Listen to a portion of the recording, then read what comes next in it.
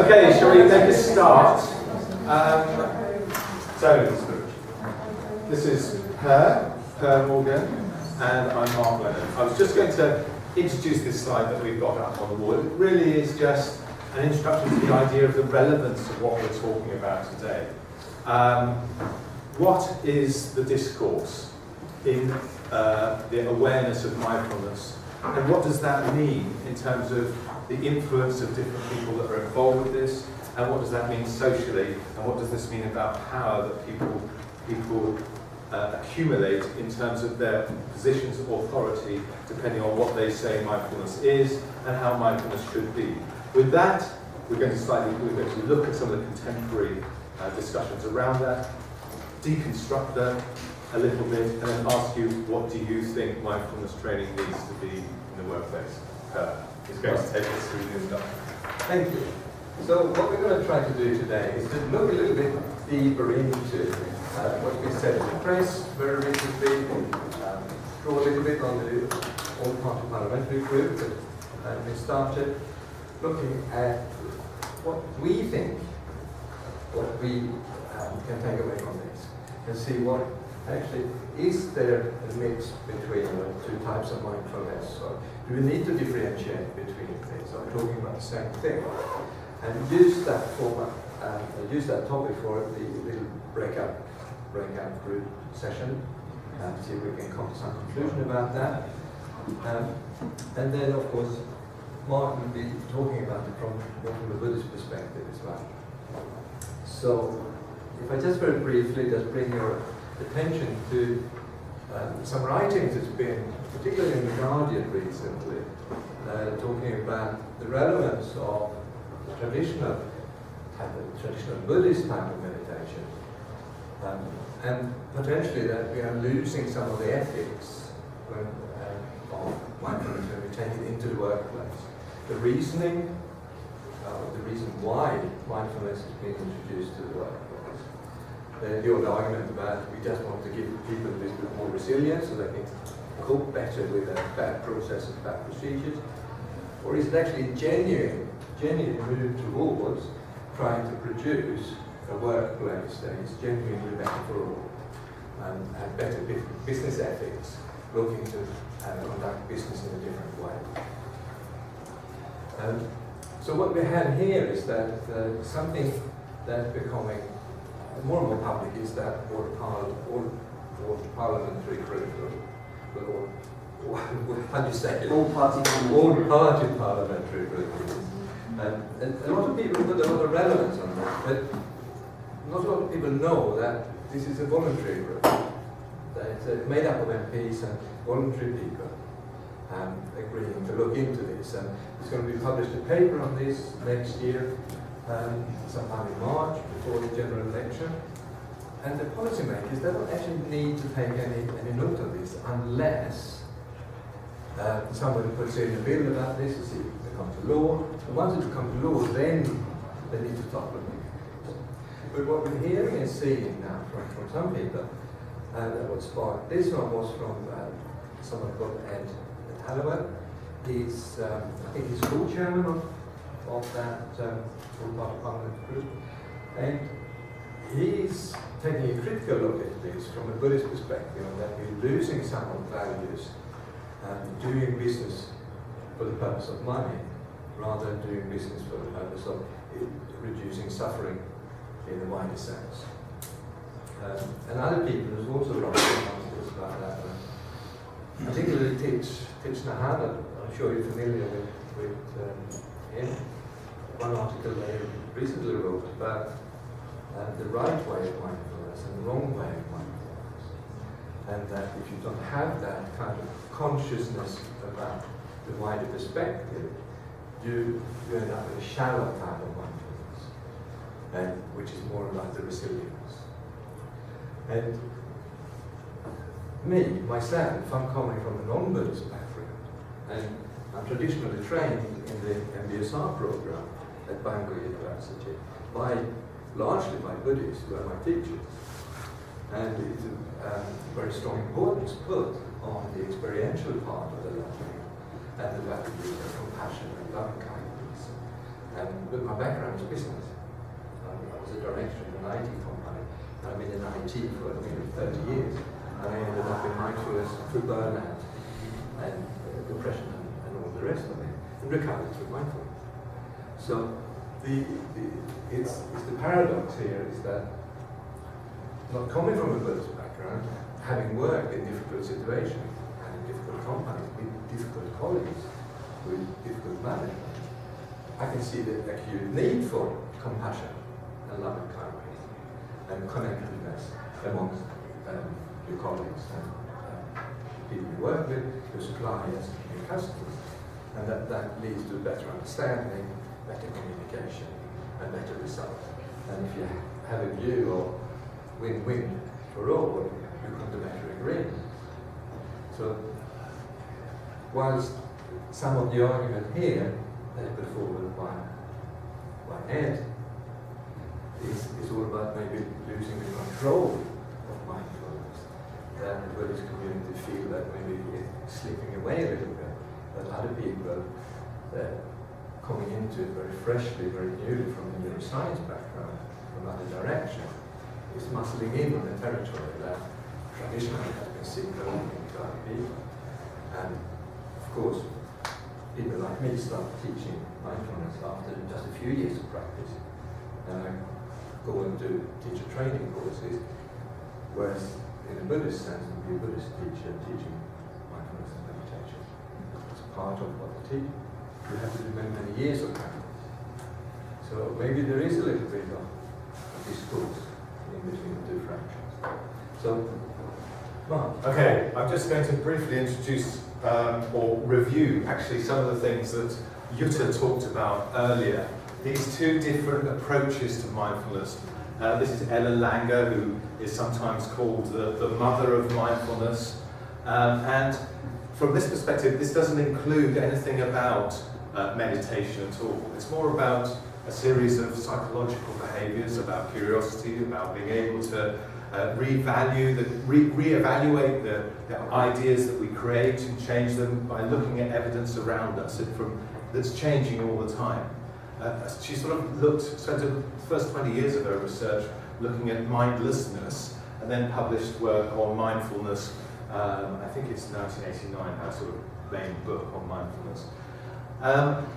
And within this context, Ellen Langer's sort of approach defines her approach as Western mindfulness, and the contemplative approach that's exemplified by the work that John Kabat-Zinn did in building this innovative course that's secularized and repeatable, and being able to be delivered in a clinical environment for pain management and stress related to chronic illness.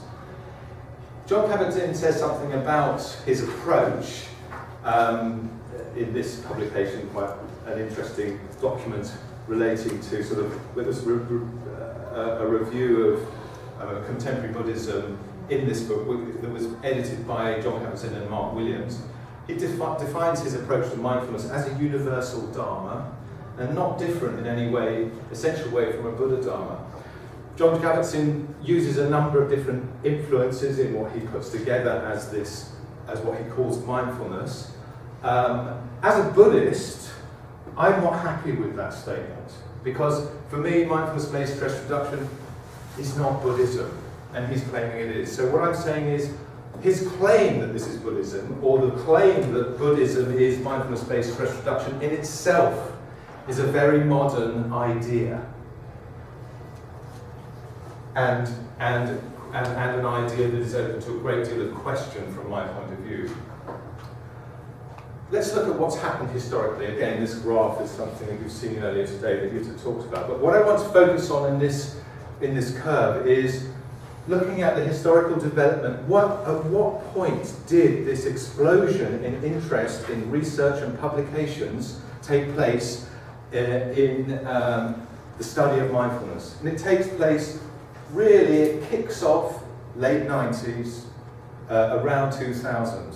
This is when John Teasdale Teasdale et al. Published work on the findings of mindfulness-based cognitive therapy for recurrent depression, which took mindfulness-based stress reduction as a repeatable, secularized meditation training, an insight meditation training, from what presented itself as modern Buddhist approach to a traditional Buddhist approach to meditation of mindfulness, and applied it in an experimental context, and it was shown to be effective at reducing the recurrence rate of depression, a very significant issue. And an explosion of studies has taken place as a result of that. The majority of these, as Yuto pointed out, are really to do with the explosion of interest in this insight meditation approach that Ellen Langer describes as Eastern mindfulness, and virtually none of these have really looked at the impacts in the workplace. So that's the historical trigger, if you like. It was cognitive science, it was cognitive behavioural science that triggered this explosion of interest. It happened to be a program that was secularized and had been used in a medical environment that clearly was the most useful model of training to use. That's what promoted historically this idea of what mindfulness is, that we all are very much aware of, and somewhat promoted it above the ideas that Ellen Langer was talking about. I would say that's history. So let's have a look at really what Buddhism is, shall we? This is a Buddhist deity. So I'm shifting John Kabat-Zinn really over to something that's more Western mindfulness than Eastern religion or tradition or Buddhism. It just happens to be a nice picture of a tantric deity, of the wrathful aspect of the deity of wisdom, which I kind of quite like. So it's quite a nice picture. But it's like, what does that mean to you guys? Has that got anything to do with what you know about as mindfulness? No, I don't think it has got much to do with it. But that represents an authentic aspect of the Buddhist tradition. What does it represent if not mindfulness? Let's deal with questions there. There'll be lots of discussions. Okay. This book I was asked to review by Professor Richard Gombrich for the Oxford Centre for Buddhist Studies Journal. It's a recent book, recent scholarly book, looking at the actual historical origins of what we know of as mindfulness today. By and large, they're attributed to Southeast Asian Theravada Buddhism, which is actually historically a modern construct that has arisen out of the interaction of colonialism and Southeast Asian culture. And this guy, Lady Sayadaw, in Burma around the turn of the last century, was confronted with the social upheaval of colonialism, the decay that they were experiencing in terms of Burmese identity, the destruction of social institutions of the religious state, of the Sangha, of the Buddhist monks, and of the royal court and the position of the king. What he decided to do was translate a very academic or scholarly tradition that was at the heart of Burmese Buddhism into a simplified form and create a new form of meditation that was about present moment awareness of the processes of experience, and say that was a shortcut to insight. Okay? And that had an appeal to Westerners. It became something that we could think of as a psychological self-observation tool. Prior to this time, meditation in the Southeast Asian approach was much more based on long periods of sustained concentration practices to states of experience that very few of us are ever going to experience, and very few of us probably want to experience. There are also other reconstructions of meditation approaches that took place around that time that took at those approaches, but they haven't been as influential in what we understand of as mindfulness today. Incidentally, I will answer that. This represents, this deity, wisdom, represents insight from the later tradition. It's the very same thing, but it's derived far more from a philosophical approach and a tantric deity that represents the wrathful aspect is dealing with the demonic aspects of those qualities rather, and incorporating them into the integrated sense. So we have now we're going to move into a breakout discussion, but I just want to bring to mind in this discussion a very, very interesting study. It's the biggest, best randomized controlled trial on a mindfulness-based stress reduction derived intervention in the workplace. It reduces the time of each class to 90 minutes rather than 2.5 hours. But it was supported with coaching and various other aspects over quite a good, I'm not sure if it was over a 12-month period, was it? Anyway, but the point is the key elements that would relate to general aspects of mindfulness that we could apply, think about mindfulness in other terms, of self-efficacy and controllability. And this intervention had no impact whatsoever. All of the measures in terms of the change they were looking at, this intervention had no impact. Why is that? Why didn't it work? A recent study done on a very shortened version of mindfulness-based stress reduction, a 6 times 1 hour intervention with Dow Chemical staff, using an online live mindfulness-based stress reduction teacher, has estimated to have a benefit per individual of up to around $22,500 a year in reduced costs of burnout per person per year. Why the difference? So, the question we'd like you to talk to consider amongst yourselves after today and this little introduction, really the point is, I'm trying to say, there are no rules here. Let's try and make it up from scratch. Let's be very careful about the authorities that say, you have to do it like that, because there's very little evidence that says you have to do it like that. What's really going on here? What's the best thing to do? Where do we start when really trying to think about how to apply this to the workplace? So, do you want to organise some groups, Per? Yeah. Or Shall you do in terms of you're 3 together on a table, then we can work together on per table. If you are more, we can just split into 2 halves on the table. So just people together. It's a little starting point for your consideration. You have to get yourself sorted. That's a little starting point for your consideration. Is that I've been teaching mindfulness now for some years to a great variety of people. So I've been teaching here at Cranfield. I've been teaching to primary school, senior school around Bedford. I've been teaching Department of Health, senior executive training, and I'm teaching also on the community-based level in Bedford to anybody who doesn't walk in. So you don't have to be rich to be stressed.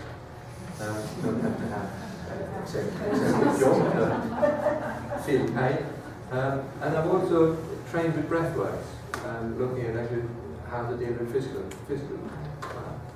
So, and what I've noticed is that if you're dealing with a population at work, the approach is very, very different, because the motivation for the training is very, very different. That typically you end up with situations that you have some people don't want to be there. You've got some people, they are really clinically, they should be looked after clinically, but they just don't know it yet. That they really should have specialist intervention. And then you have the general people, or the other part of the people, that is not so much stressed about work, but they're dealing with a very difficult home life, or life outside work they take with them to work. So when thinking out this kind of a generalized purpose mindfulness for work scheme, when you're driving it in through from a groundswell up, or you're getting it in not as an executive top-down, and teaching it in as part of HR intervention for health and well-being, really the consideration needs to be a lot about the individual, is what I have found. rather than the big thinking about, oh, it's wonderful, we're going to make business in a certain way, and shareholders are going to be very happy with whatever we do. So just a little thought. Okay, so how should mindfulness training be adapted in the workplace? What is your experience? What have you noticed? What are your ideas? And what are you going to take away?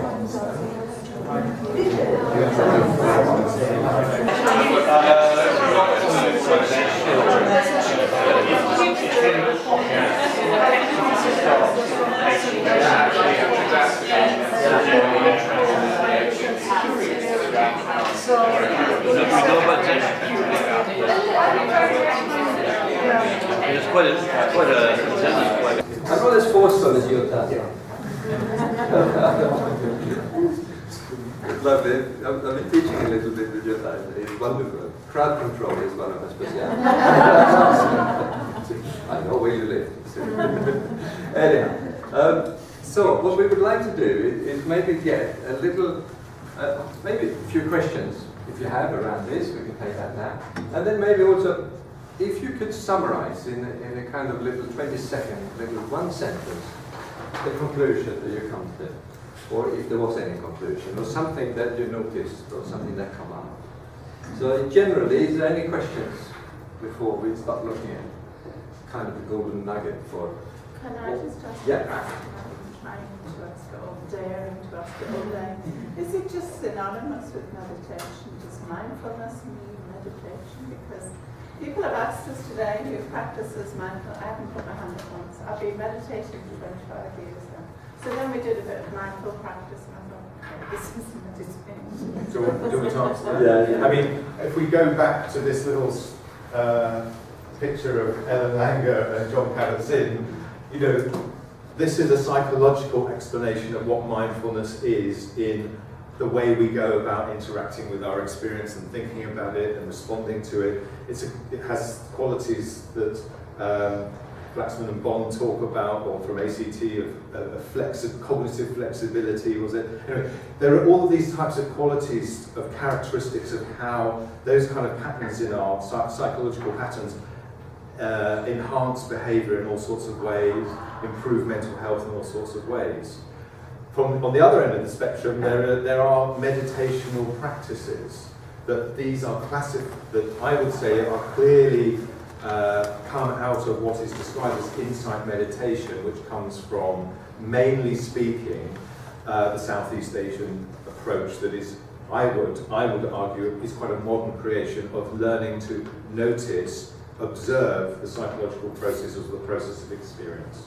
So, and it seems that these two overlap, if you like, and that these general psychological behaviours that we might call, trait mindfulness or state mindfulness that we can measure in all sorts of different with psychological tools, can be enhanced by learning certain attitudes and ability to direct attention, maintain attention, become more aware of what's going on in our bodies and our emotions and how that interacts with our thinking, and a general sense of self-acceptance, letting go of self-critical attitudes that we can learn through doing that practice.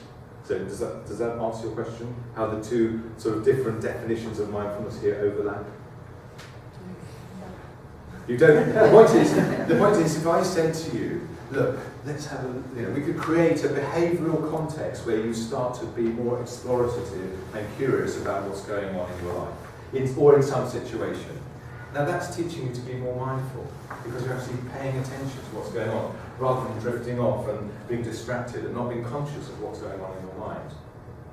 So, for this, Ellen Langer is some of the most famous studies that she talks about that are often referenced are things like putting a plant in an elderly in a care home, and comparing their life expectancy, or the amount of time people live after they've been asked to, if they're asked, some people are asked to water the plant and care for the plant, other people, the nurses care for the plant, and it's found out that the people that care for the plant live longer, because they're engaged, they're making decisions, they have some autonomy, and we can create all sorts of conditions that increase those capacities that people then become more used to.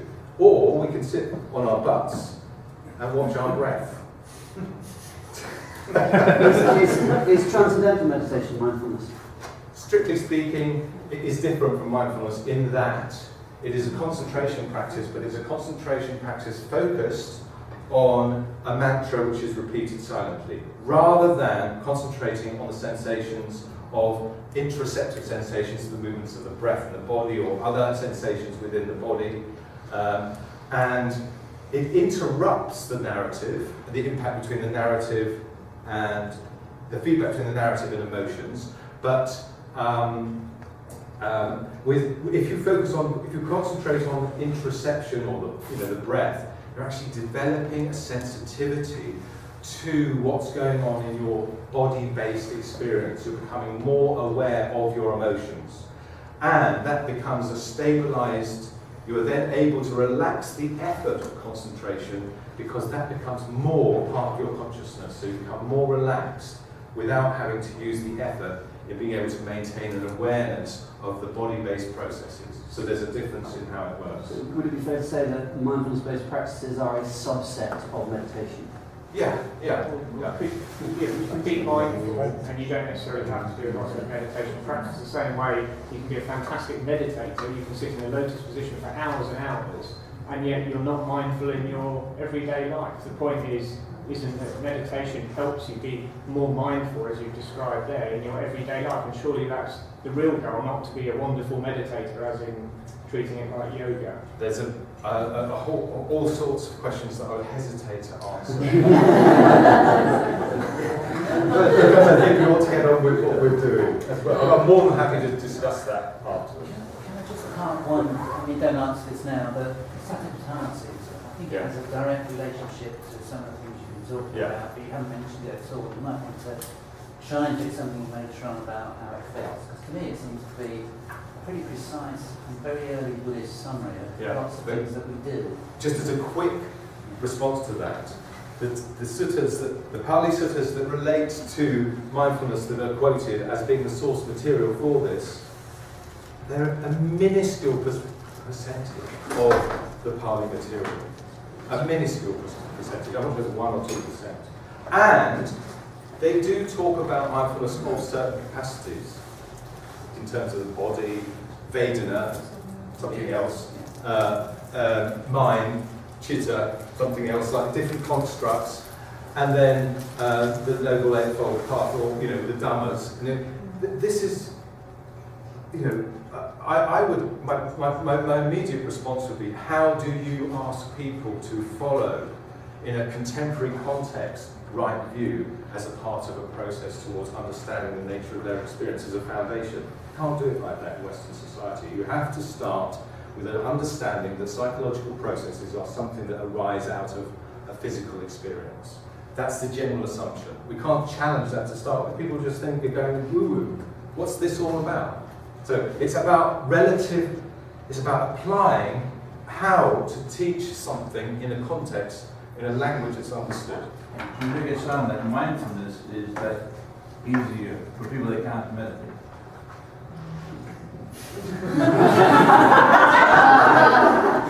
Mindfulness is easier for. It makes it sound like mindfulness is a subset. It's like it's for the ordinary people to do, because you have It was designed. What we know of is insight meditation, which is mindfulness. I would claim, and I've got there's quite good evidence for that it was a historically constructed by this monk for the laity to enable the laity to become the guardians of the Dhamma in a state that was under threat, and a sense of Burmese Buddhist identity was under threat. To teach something simple and easy and quick and dirty, simplify the theory behind it so that the laity could carry that sense of identity. This then became what the West adopted as insight meditation. Which is better? Another time. So, perhaps we could have some general insights as what are the key things that you think are important? I mean, I think we probably know what they are. We'd like you to tell us what they are. Yeah. Let's do it. Or what you think. Perhaps you could tell us some new things. Yeah. What come up for you? always think that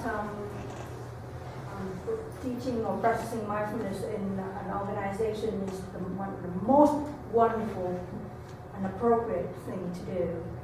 And to teach or to learn and to create. Because, I mean, I'm a Buddhist. I've been a Buddhist meditator since I was 12.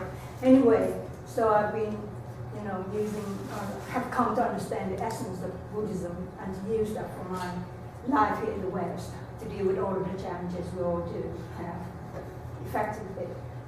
And I'm sure you know that, we talk about the dropout in mindfulness practice. So dealing with dropout rates is an issue here. Yeah. And the thing is, why in Buddhism there's the three jewels. The Buddha, who is the teacher, the Dhamma is the teaching, and Sangha is the community of Buddhist practitioners. Why is it? The last one, the third one is important. It's because it's very difficult to practice mindfulness because our mind is like a wild horse. It runs in different directions, our habits. Yeah? Okay, can I draw this to a close? I think you've made your key point, and that is that if I might summarise that there should be, if I summarise that, it needs the support of what the Buddhists would identify as Buddha, Dharma and Sangha. No, what I'm trying to say is that having a group of people who are all in one place. Yes. And if the company can create a structure, a culture where people allow the environment to have some sort of mindfulness, it's a wonderful place. It's very, easy, and people right there. You don't need to group people anywhere. Can I extract from that? You're saying the importance is the social support within an organisation to maintain practice. Is that? Yes, but also the belief that this is actually very simple to do. And this can be done, and it's.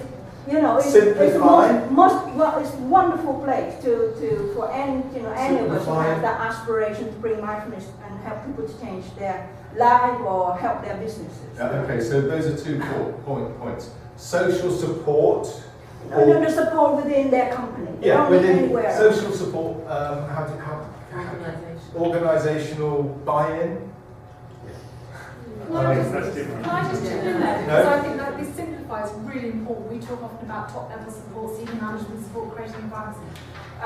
A pharmaceutical company we trained not so long ago, where they were all based, a lot of people based in one location.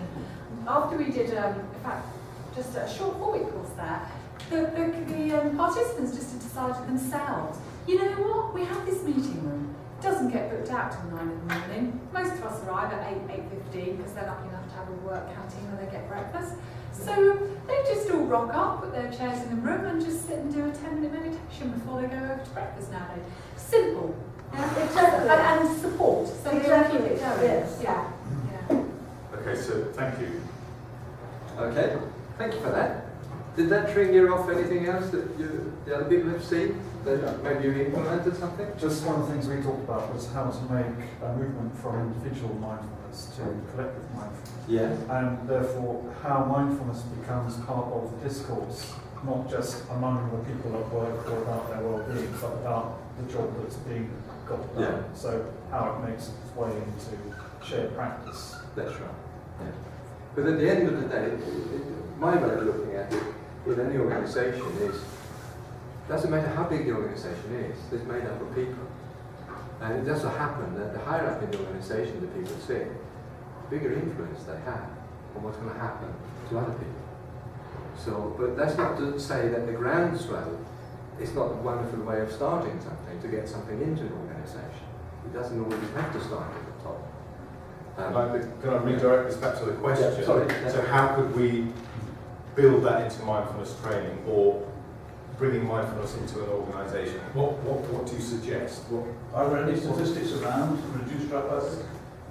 Is there a way of looking at that? Because I can imagine that, certainly for people that particularly have a cognizance of it, maybe because of Buddha and the Dharma and so on, they can see the importance of it, but to get people in around the room, other than it being a de-stressor, which it may have, Is there enough buy-in? Is there enough actual, I think generally the question here is how much evidence, how much data do we actually have?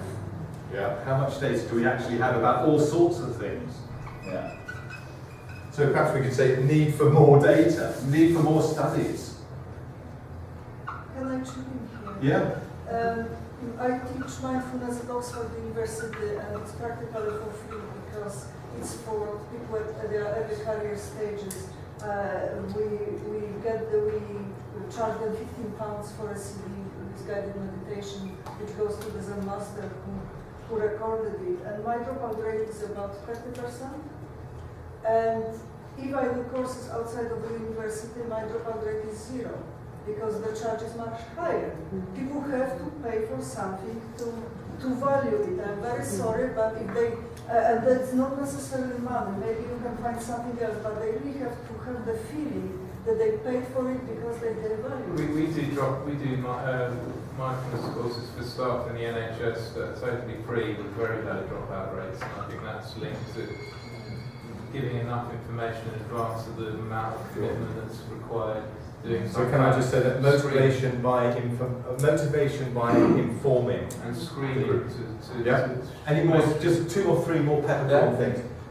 Mark, I think you used the word motivation. I'm not sure that's right. I think it's selection, deselection. Okay. So you create a criteria where people deselect themselves because they lack commitment to the financial resources, or they select themselves because they have motivation. So the criteria for deselection or selection could be broader, but it's a screening tool which reduces the dropout rate later on. Okay. Yeah. Is there also a thing about managing expectations? Because lots of people go in, we've been sold this all day, it's going to make you wonderful, clarity of mind, the president. The same way you join a gym, you don't turn into Arnold Schwarzenegger in a week. It's hard work, it's practice, you've really got to get into it. And I'd say that's proper information. Yeah, that also plays into the cost investment piece, in that lots of people buy gym memberships and don't use it. So they're prepared to spend the money but not use it. So I don't think money is necessarily a driver. Okay, we're going to summarise these and give them back to the organisers. They've asked us to do that. So thank you very much for your contribution. Yeah, thank you. So just to sum up then a little bit about what we have learned from today and from this session. That, of course, mindfulness, depending on where you're coming from, what your ambition is with mindfulness can be seen in many different ways. But at the end of the day, depending on where you pitch it into the organisation, where you're starting and what support and what you get at the organisation, it has to be tailored to suit. That's certainly what my finding is. I couldn't disagree with that. So I think some of these considerations are very significant. I think that information, explanation is the most important thing, which actually represents quite a reversal of the mainstream thoughts about how to teach insight meditation. I sit there, be quiet, do this for a long period and you'll discover stuff through experience. We stress in our training a psychoeducation model first. We stress the importance of the social functions of the training to create a safe learning environment, those kind of things, and build those into the training to have an impact, a positive impact on the way this actually works, and ask people to do very short trainings, very short meditations. Thank you. Okay, thank you very much.